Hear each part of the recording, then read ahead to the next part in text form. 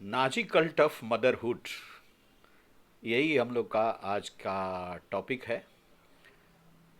Nazi यानी Hitler, Hitler यानी Nazi.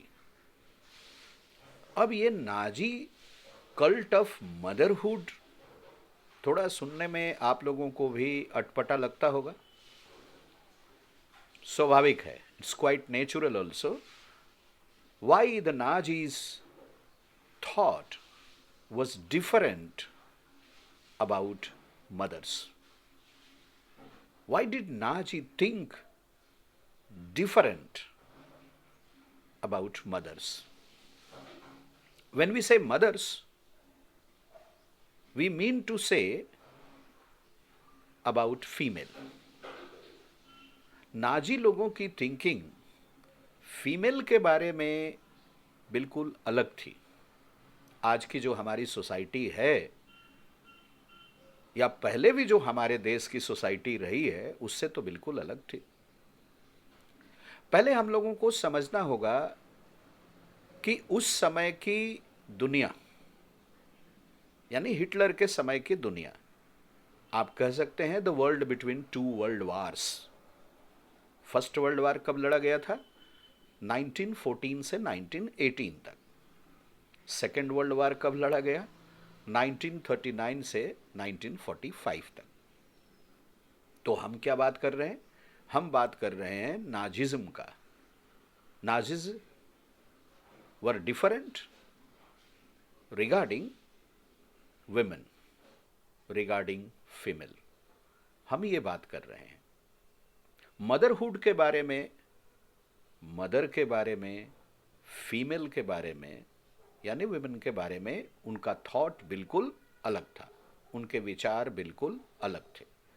हम लोग क्या मानते हैं? हम मानते हैं यत्र नार्यस्तु पूज्यन्ते रमन्ते तत्र देवता।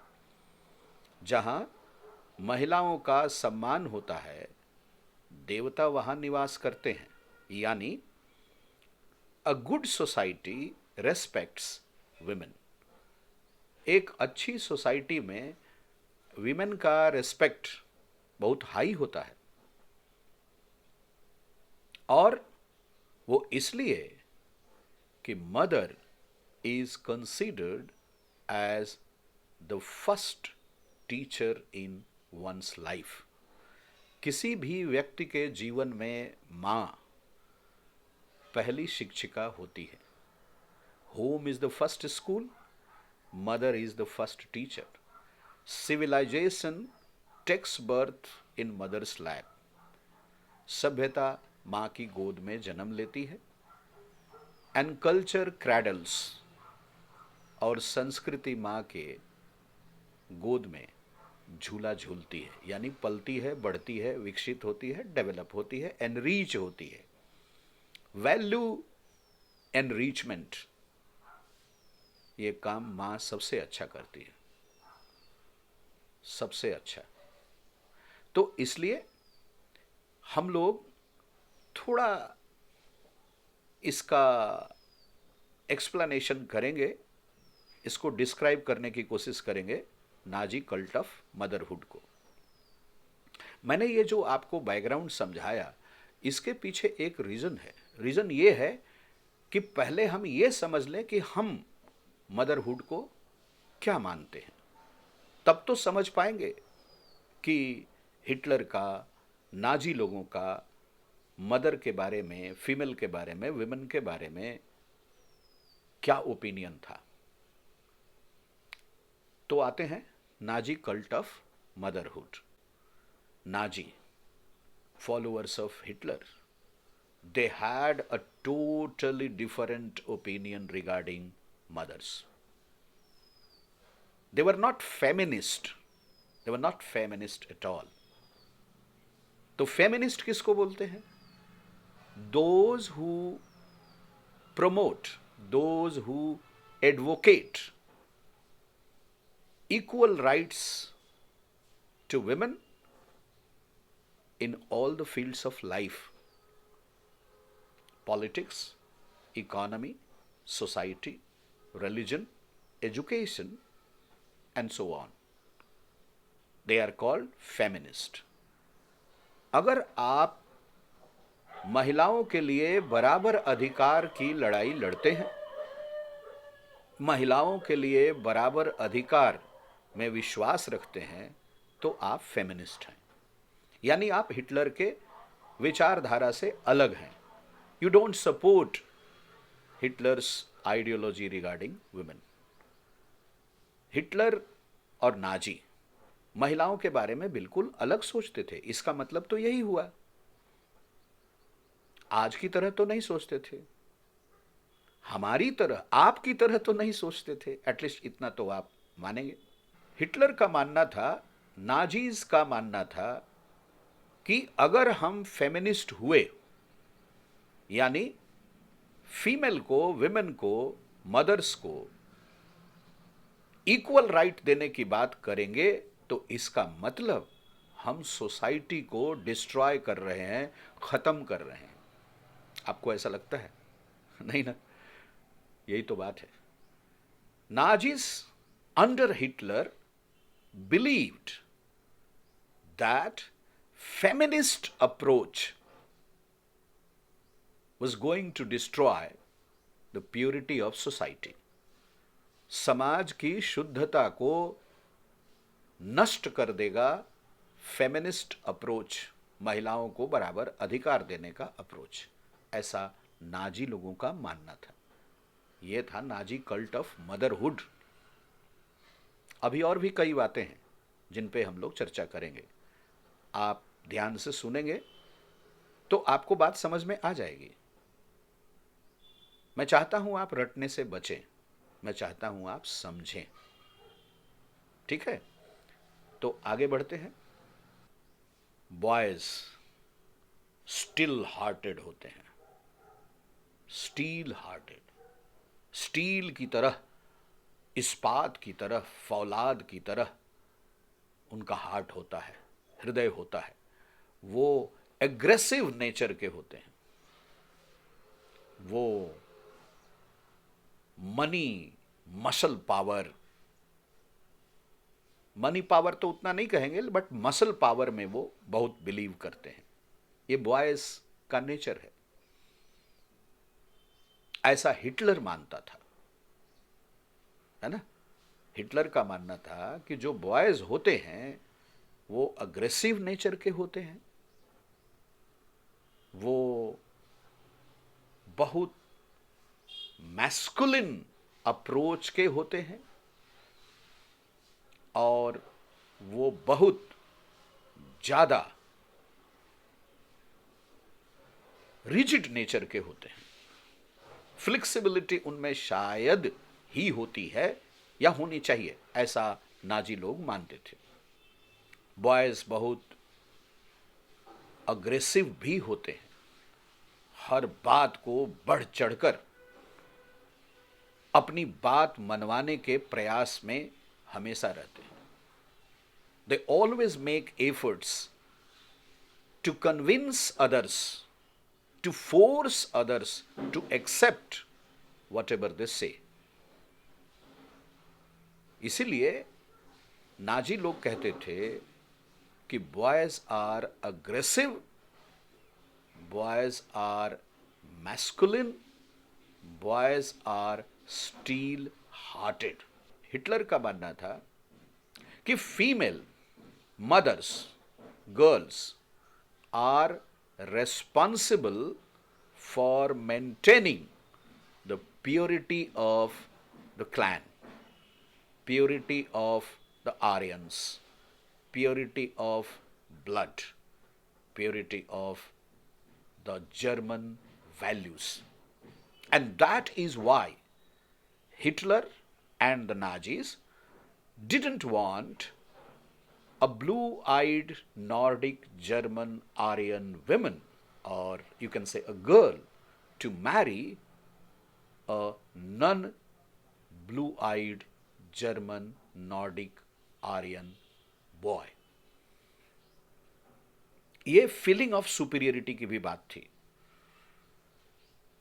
Under the leadership of Hitler, Adolf Hitler, her Führer Hitler, the Nazis did believe that the girls should always behave under the guidance of the male members in the family. उनको अपने पिता, अपने पति, अपने बड़े भाई, अपने ग्रैंड पेरेंट्स के गाइडेंस में रहना चाहिए, के प्रोटेक्शन में रहना चाहिए। उनको अपने अधिकारों, अपने राइट्स को जताने का प्रयास बिल्कुल नहीं करना चाहिए। जो blue eyed Nordic German Aryans थे, उनको नाजी लोग डिजायरेबल्स कहते थे, और बाकी जितने हैं उनको वो लोग नॉन डिजायरेबल्स या अनडिजायरेबल्स कहते थे। इनमें सबसे ऊपर में उन लोगों ने रखा था जूस को, यहूदियों को। उसके बाद रशियंस थे, जिप्सीज थे, और बाकी लोग थे। जो blue eyed Nordic German Aryans नहीं थे, वो सब के सब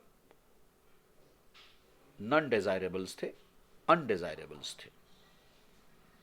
तो German blue eyed Nordic Aryans girls especially were required to marry only a blue-eyed German Nordic Aryan only. Otherwise, if they went against it, अगर वो इसके खिलाफ गए और किसी नॉन डिजायरेबल या अनडिजायरेबल बॉय से शादी कर ली, तो उनका जीना दुभर हो जाता था। उनको पब्लिकली ह्यूमिलिएट किया जाता था, उनका सिर मुड़वा दिया जाता था, और उनको हर तरह से socially, religiously, politically, economically boycott किया जाता था। उनको भी एक तरह से नॉन डिजायरेबल मान लिया जाता था, डिक्लेयर कर दिया जाता था, और उनके साथ बिहेवियर भी वैसा ही किया जाता था। Therefore Hitler and Nazis did believe that German mother was highly respected, was highly regarded. Why? Because they maintain the purity of the race, because they maintain the purity of blood. कहने को Hitler कहता था, Nazi कहते थे कि हम mother का, female का बहुत हाई रिगार्ड करते हैं, बहुत ज्यादा रेस्पेक्ट करते हैं, बट तभी तक जब तक उनका बिहेवियर, उनकी एक्टिविटीज नाजी फिलॉसफी के लिमिटेशंस में हो। वो अपनी ड्यूटीज परफॉर्म करें, बट अपने राइट्स के बारे में बात नहीं करें। ये तो गलत बात है, आप लोग भी सोचिएगा इस पे। जिन गर्ल्स ने non blue eyed German Nordic Aryan से शादी कर ली और उनकी संतान हुई, तो उन संतानों को भी नॉन डिजायरेबल या अनडिजायरेबल की कैटेगरी में रखा जाता था। उसको नाजी लोग अच्छा नहीं समझते थे। The Nazis always considered the children who were born to an Aryan woman from a non-Aryan man as undesirable. ये था Nazi cult of motherhood. The German Aryan mothers who produced 4 children were awarded, honored with bronze cross. आश्चर्य है। Those who produced 6 children they were awarded with Silver Cross. And those who produced 8 children or more than 8 children were awarded, honored with Gold Cross. आप समझ सकते हैं, ये Hitler और Nazi लोगों का अपना मानना था. Jews, Poles, Russians and other undesirables were punished publicly. पूरे पब्लिक के सामने खुलेआम उनको इंसल्ट किया जाता था, उनका अनादर किया जाता था. जो German blue eyed Nordic Aryan mother होती थी, उनके लिए एक्स्ट्रा ऑर्डिनरी फैसिलिटीज भी दी जाती थी. बट जो नॉन डिजायरेबल्स होती थी या अनडिजायरेबल्स होती थी, यानी जो जूज होती थी, रशियंस होती थी, पॉलिस होती थी, उनको पब्लिकली पनिश भी किया जाता था. तो हम लोगों ने क्या समझा? नाजी कल्ट ऑफ मदरहुड में कुछ महत्वपूर्ण बातों को हम लोगों ने सीखा. And these are what? The Nazis did respect women who followed their policy. They regarded, they honored, they awarded those German women who followed the guidelines, the philosophy, the principles of the Nazis. They didn't allow women to go beyond Nazi principles. That was the Nazi cult of motherhood.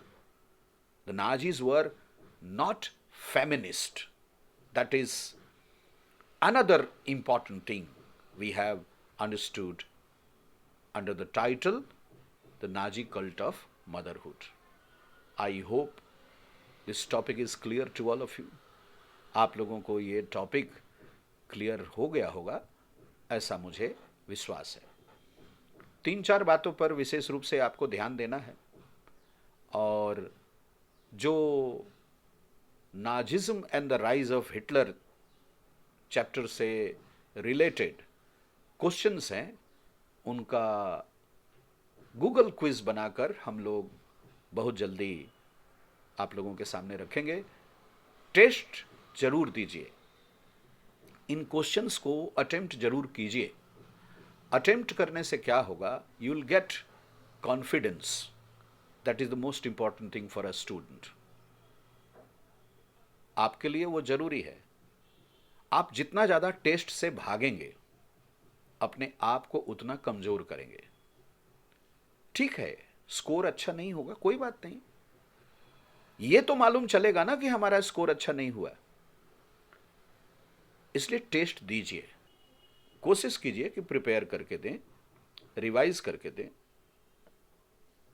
और अगर नहीं संभव है तो जितना ज़्यादा हो सके, जैसा प्रिपरेशन है वैसे में ही दें.